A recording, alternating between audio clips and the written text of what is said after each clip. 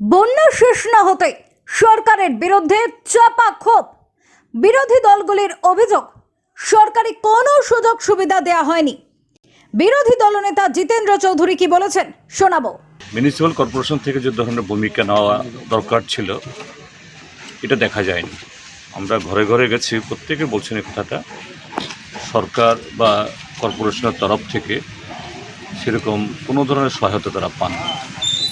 যাই হোক, এখানকার লোকাল অংশের মানুষ এবং আমাদের পার্টির এই মধ্য বনমালীপুর লোকাল কমিটির উদ্যোগে তাদের সেফ জায়গাতে নেয়া, খাওয়ানো পরানোর ব্যবস্থা করা হয়েছে এবং তারা আজকে সাবান, ব্লিচিং পাউডার বিলি করেছেন এবং একটা স্বাস্থ্য শিবিরও তারা করবেন এখানে। তো এইভাবেই এই সময়েতে দুর্গতের পাশে থাকতে হবে। আমাদের পার্টি রাজ্যের সর্বত্র আমাদের সমস্ত ইউনিটকে আমরা বলেছি এই সময়েতে মানুষের পাশে দাঁড়ানোর জন্য, তাদের সাধ্যমতো সমস্ত মানবিক সাহায্য নিয়ে। আমাদের তো সেরকম যে অবস্থা নেই যে আমরা সব কিছু করতে পারব। গতকাল মাননীয় মুখ্যমন্ত্রী এই বন্যা ত্রাণের বিষয়ে একটা সর্বদলীয় মিটিং ডেকেছেন। তো সেখানে সরকারের তরফ থেকে যে শোনানো হয়েছে, 5 লক্ষাধিক মানুষ ত্রাণ শিবিরে আছে, 5 শতাধিক শিবিরে,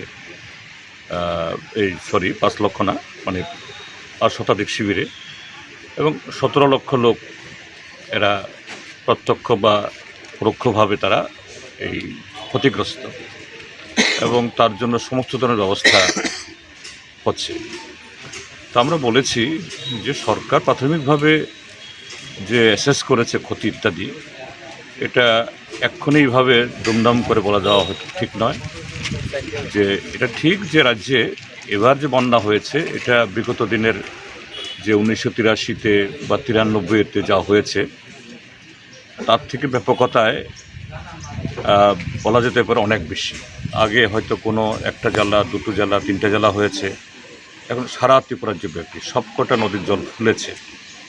কাজে এতে শুধু বাড়িঘর ক্ষতিগ্রস্ত না, যে পরিকাঠামো, রাস্তাঘাট, পানীয় জল, সেচের এই প্রকল্পগুলো না, যে কৃষি, মানে কৃষকদের ব্যাপকতর ক্ষতি হয়েছে। তা আমরা বলেছি যে আমরা জানি রাজ্য সরকারের ক্ষমতা সীমাবদ্ধ, এটা দিয়ে সবাইকে 100% দেওয়া যাবে না, যায় না কখনোই, বা যত দেওয়া উচিত তাও করা সম্ভব হয় না। কেন্দ্রীয় সরকারের একটা টিম যাতে যত তাড়াতাড়ি সম্ভব ত্রিপুরাতে আসে, কেননা কেন্দ্রীয় সরকারের টিম যদি সচেক্ষণ না দেখেন তাহলে যা সাহায্য দেবে এটা হবে একেবারে যৎসামান্য। যেমন আমরা দেখেছি মাত্র 40 কোটি টাকা দিয়েছে। 40 কোটি তো নর্মালি যে প্রত্যেক বছর NDRF ত্রিপুরা সরকারকে বা ত্রিপুরা রাজ্যকে দিয়ে থাকে, এটা কিছুই না।